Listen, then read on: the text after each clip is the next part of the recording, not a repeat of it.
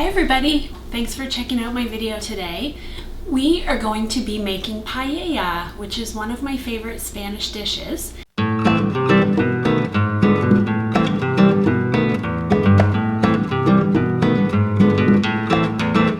little bit of background about paella. It's a Spanish rice dish, traditionally made with fish or meat and vegetables and rice. And it's mostly always flavored with saffron, as well as sometimes smoked paprika, which is one of my very favorite cooking ingredients. The meat version usually contains chorizo sausage, and it can also contain pork.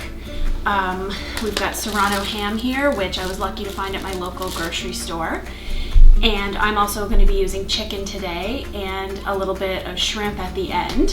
What I've seen in Spain mostly in the restaurants is paella mixta, which is meat and fish together. Or you can have paella carne, which is the meat version only.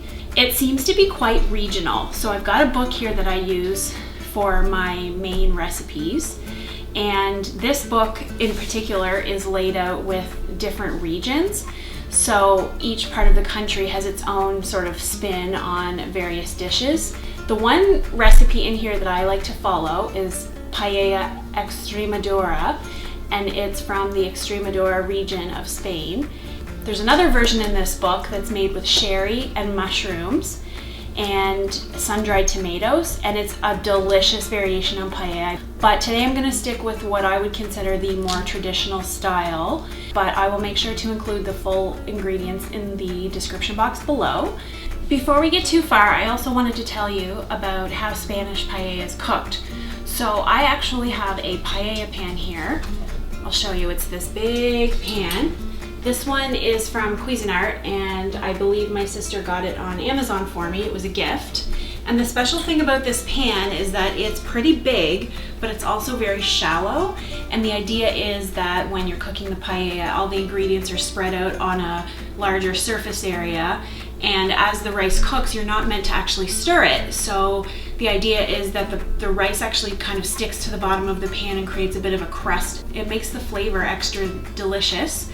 The challenge with cooking paella is that because the pan is so huge, it doesn't work super well on my glass top stove at home. So one of the reasons we're filming today at my mom and dad's is because they actually have a propane stove here. And these pans, I believe this Cuisinart one was maybe $60 or $70. It's a little on the higher price side, but not super expensive. The ones in Spain tend to either be enamel, which you'll see a lot in restaurants because they're super durable, or they use stainless steel pans.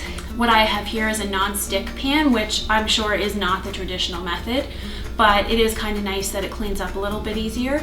The only problem is you have to be really careful not to put it over too high of a heat because it can cause damage to the pan if it gets too hot. And we won't get that nice crust on the bottom of our recipe today because of the non-stick. Sometimes it does stick, and as the pan is wearing out, it'll stick a little bit more than it did when it was new. If this is something that you want to make at home and you don't have a paella pan, which why would you? Most people don't. You could use any kind of a very wide base pan. I have one at home that I've used in the past. It has tall sides and it's something that I use for a lot of one dish cooking. The only thing is it's not quite as big. I think this pan that I have here is 16 or 18 inches across, so it's quite a massive pan. But just go for the biggest pan that you have so that the ingredients can be as shallow as possible, and that will help it cook more evenly. I'm excited for when we get to Spain to get a real stainless steel paella pan, and maybe I won't even need to make paella at home, but I feel like it's something I really enjoy making, so who knows. And it's a nice treat for my family when I cook it, so you can easily feed 6 people out of one recipe. So I'll start by telling you what is going into the paella today. I'm gonna adjust this just a tiny bit to go along with my favorite ingredients in paella. We've got olive oil, which is just a really nice olive oil I got from a local grocer. 8 ounces of pork loin. So today I've got these lovely loin chops. These ones have a bone, so I'm just gonna cut the meat off and cube it into small pieces.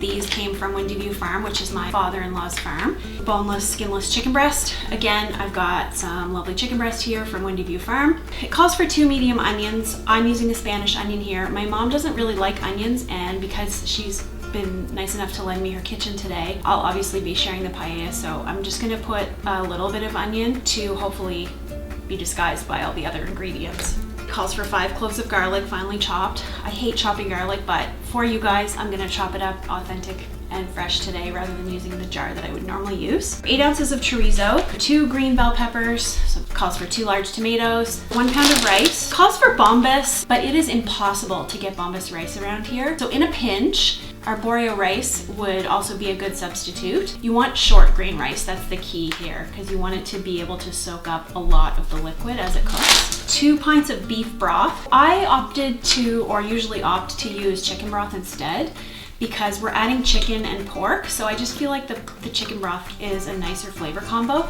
1 teaspoon of turmeric, saffron. So this is my precious. This saffron is imported from Spain. Trevor brought it back for me on one of his trips to Malaga. And this was actually bought in duty free, but look how much saffron is in this jar. And normally here, if you buy saffron in the grocery store, it's gonna cost you, I don't know, 10 bucks for like 20 threads of saffron.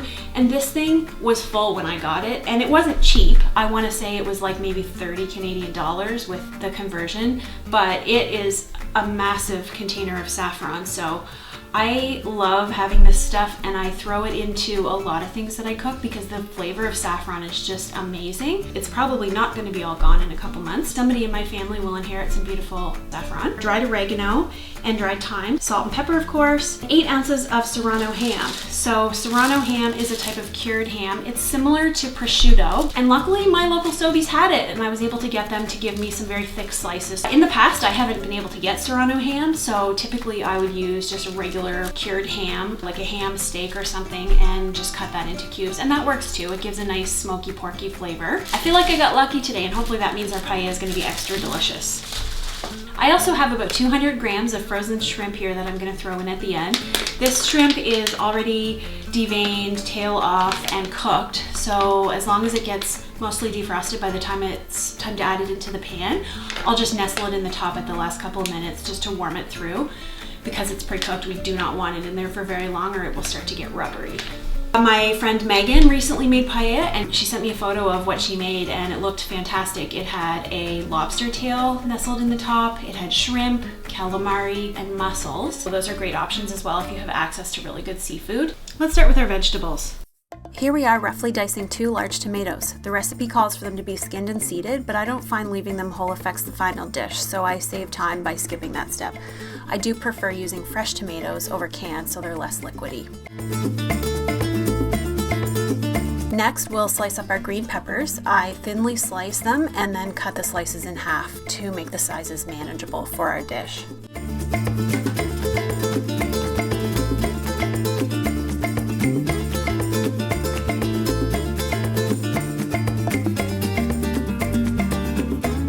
Now I'm dicing up our pork loin. This part's a little tedious with bone and meat, so you may want to consider using boneless loin chops with less marbling to save a little bit of time.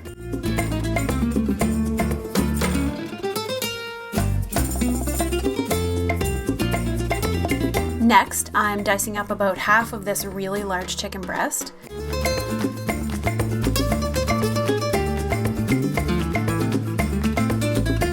Now we're moving on to dicing up our chorizo sausage.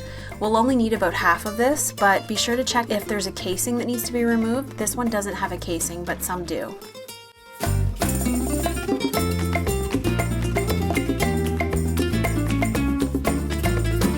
Now we'll chop the Serrano ham. Again, I'm just dicing it up. The fat around the edges gives it flavor, so I'm leaving that on and it'll melt into the dish as it cooks.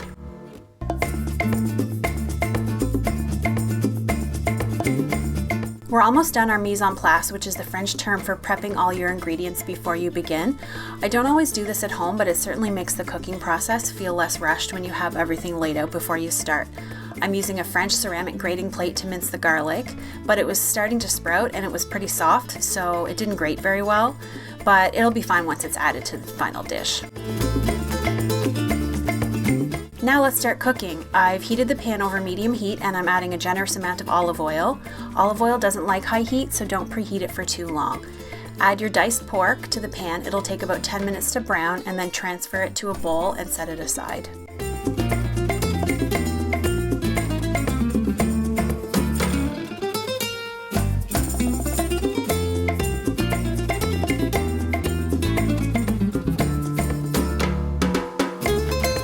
Add the chicken breast to the pan with a little bit more oil. It's probably going to stick to the pan, but that's okay because those delicious crunchy bits on the pan will come off later when we add our moist ingredients. Stir lots to avoid burning and adjust your heat if necessary.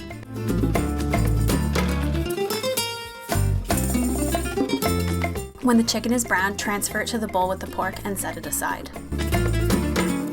So let's start on our veggies. We'll add the onion first and let it brown and soften for about 5 minutes. You can add more oil to the pan if you need it at this point.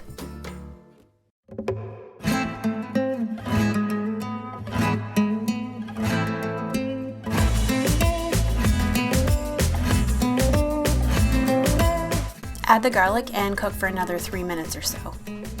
Now we're adding our chorizo sausage. This is the first step in seasoning our dish as the flavors of the sausage cook down. This will take about 5 minutes or so for the chorizo to soften up. Add the green pepper to the pan and stir it in.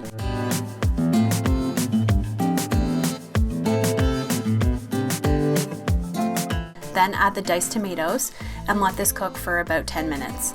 The veggies will soften and the tomatoes will begin to caramelize slightly, adding sweetness and acidity to the dish.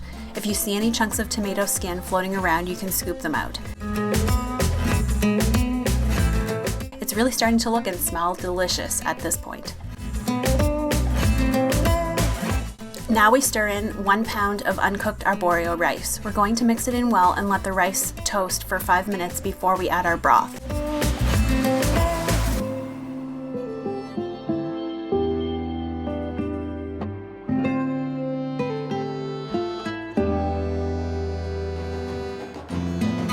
Spread out the mixture evenly in the pan, then carefully pour in the chicken broth.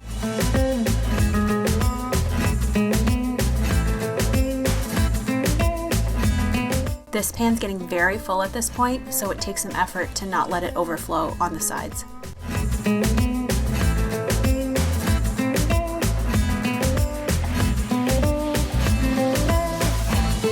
Now we'll add our pork and chicken back to the pan and stir it in pretty well.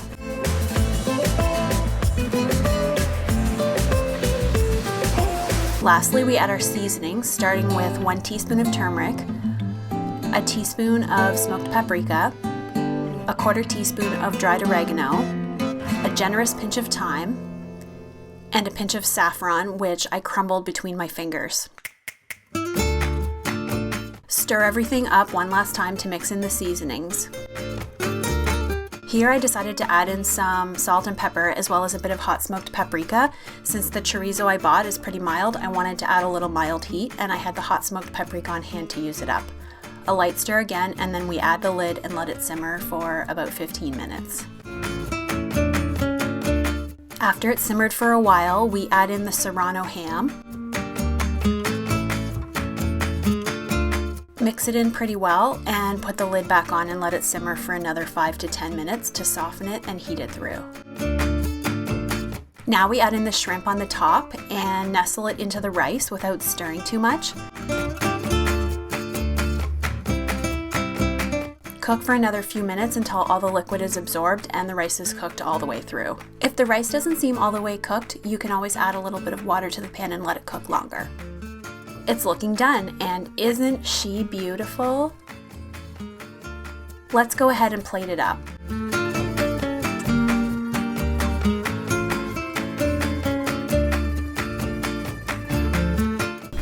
So the last thing is just to try it.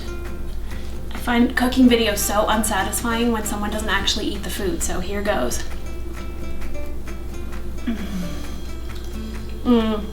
This is really, really good. I'm quite impressed with myself. It's turned out to be just about as good as any paella I've ever had. I think the Serrano ham made a big difference. Thanks so much for watching all the way to the end. The recipe details will be in the description box below, as well as a link to the paella pan that I use. If you have any questions, definitely leave a comment below, and be sure to hit subscribe for more videos from me. I'll see you in the next one. Bye.